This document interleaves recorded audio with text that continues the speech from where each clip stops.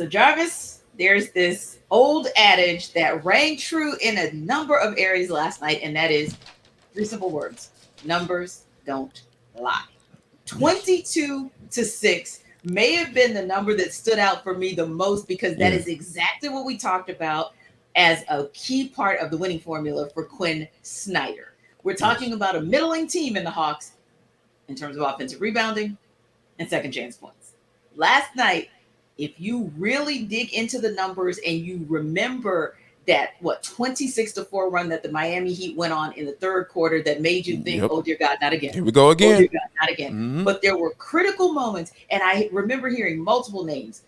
One time it was Clint Capella with the offensive rebound. The next time it was Onyeka Okongwu. I even heard Trae Young's name in there one time for an offensive rebound. My point being, the offensive rebounds, 22-6, is what carried this team to the win. That's how the Hawks walked away with what many call, and maybe this show would call on some level too, a shocking win of 116-105 over the Heat in their building. But we kind of saw this coming because if you also think about the last two contests, Hawks versus Heat, Quin Snyder was in at the helm, but he was just getting his legs under him. Right. It was an 8-point loss versus a blowout.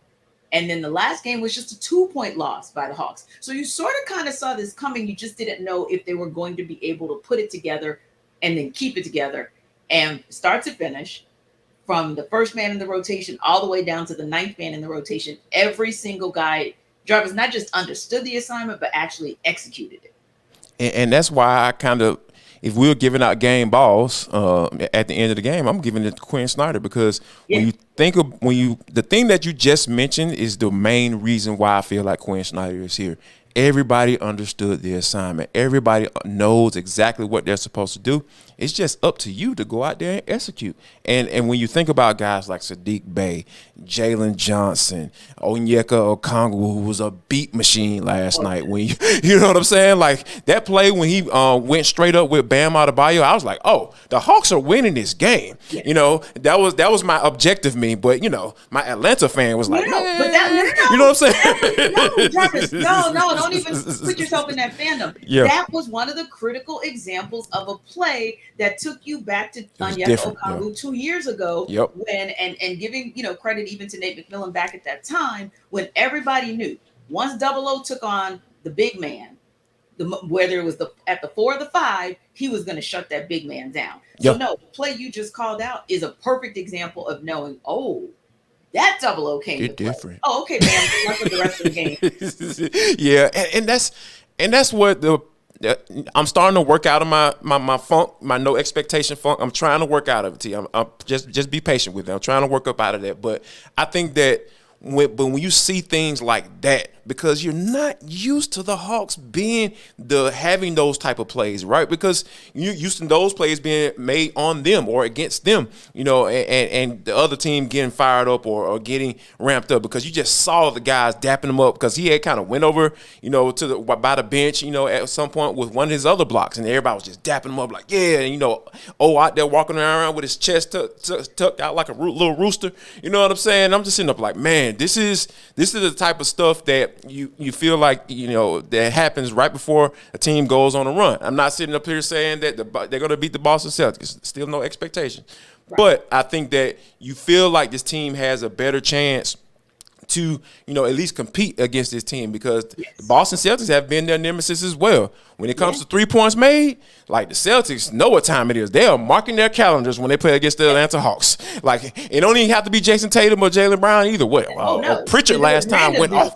Just randos out here, just everybody hitting threes against the Hawks. So I think that as they get prepared for this, I think last night was a good indicator as to we at least understand what we have to do. It's up to us to do what we're supposed to do to go out there and execute because Quin Snyder is laying out the blueprint.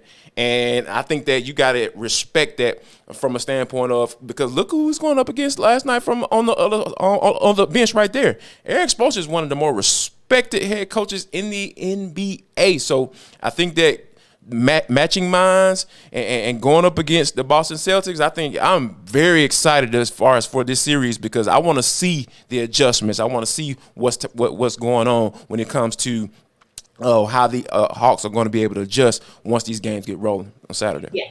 And there are 2 points that you made there as well. I'll start with the latter, and then the former. Latter being, we have seen over the years that Eric Spoelstra has been masterful. That's one of his signature, I guess, advantages, if you will. One of the signature tools in his toolbox. Right. He makes halftime adjustments like arguably no other coach in the entire league. So Right. that was what I was looking for in that third quarter. Like, okay, he's going to come out and they're going to come for blood, because that's what he does. And they did. 26-4 run. But there was also a key point, the former point that you made, and that is about the execution of Quin Snyder's game plan. There's something he said earlier in the day at his meeting with the media. Mm-hmm. And he talked about the fact that he wanted his guys to shoot. He was okay with them shooting 3-pointers. Let that go. Yeah. As long as it's a quality shot, shoot your shot. And what I liked about that is this. The Hawks heard him. They definitely went for it from the 3-point line, but the three wasn't falling for them. They were only 10 of 41. But Jarvis, how efficient were they from the field? 24% maybe just from 3-point, but 47% from the field. And to me, that also talked about having or utilizing your basketball IQ and executing the plan, because Quin Snyder already told you, feel free to shoot the three. If it's there for you, go ahead and shoot it, even if it doesn't fall in. But on the same token, let your basketball IQ tell you where you can take advantage. So there were a couple of plays in there where, sure, could Dejounte Murray have kicked it out for a three? Absolutely. Chose to drive instead. Could Right. Trae Young, Bogdan, I mean, you could go down the list. Sadiq Bey, there was one in particular where I really thought, okay, Sadiq Bey's probably going to kick that ball out. He went inside himself, and it turned out to be an and one. So little things like that where you're seeing nuances to how they're thinking about and watching the flow of the game. I think those things are critical. And another thing that we have been applauding on this show that we want to just shout out to before we wrap up as well is the bench mob 2.0. The Yeah. bench, in your own building, typically when your second unit shows up, it shows out. But last night, the bench mob, the second unit that we in like the 41 wins, right? And even some of those closer losses, that 4-man team out of the 9-person rotation accounted for 53 points, 19 rebounds, 8 assists, 5 steals, 5 blocks.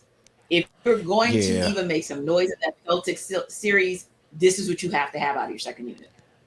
Yeah, they're gonna have to be consistent, and I think that the main thing that for me is what Quin Snyder. The funny thing that when Quin Snyder said that, Trae Young overheard him. He's like, "Yes, sir, coach." He was like, "Yeah, I'm gonna take those. I'm gonna take those 3-point shots. You know, if I have them." So, and I think that the real thing is about not only taking them, but knowing what you have to do if you miss them. And we know that they were banging, crashing those boards. Like Clint Capella had 4 points and 21 rebounds. I was like, I haven't seen a stat line that since since Dennis Rodman. I was like, whoa, this is old school basketball right here. So yeah, I think that everything was working like a machine last night. Like you said, you know, the Hawks. We knew that the Heat were going to come back out in the third quarter, because I tweeted out in the second quarter. I was like, this all look good, but we all know what time it is when that third quarter hits. And I think that we saw the push, but I think the main thing and the difference between what we used to seeing and what we saw last night is the fact that the Hawks punch back, and I think that's the biggest thing for sure. Yeah, and that second unit was really the reason that, to me, exactly, because you didn't have the greatest night from DeAndre Hunter. You didn't have the greatest night from Clint Capella as far as the offense was concerned, right? And a decent night from John Collins. So, yeah, to be able to plug in those pieces and get a win like that, I do believe it allows you to go back to the lab the next couple of days and say, at least, what's the game plan for us to compete with the Celtics? So you guys know all the reaction that you need about these NBA play-in games, because I'm sure just like everybody thought that the Heat were going to come back on the Hawks and pull that thing out. I think a lot of people thought, are the Lakers going to pull it out against the Wolves? Well, they did.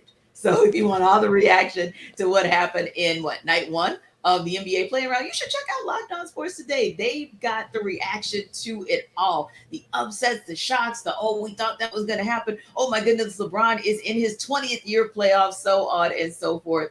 that's where you go for your reaction. So you know where to go for your first stop. It's always going to be ATL Day Ones, but your second stop, make sure that is Locked On Sports Today, because they've got their version of For the Culture. It's called Take of the Day. So check us out on YouTube, and don't forget to listen wherever you download your podcasts.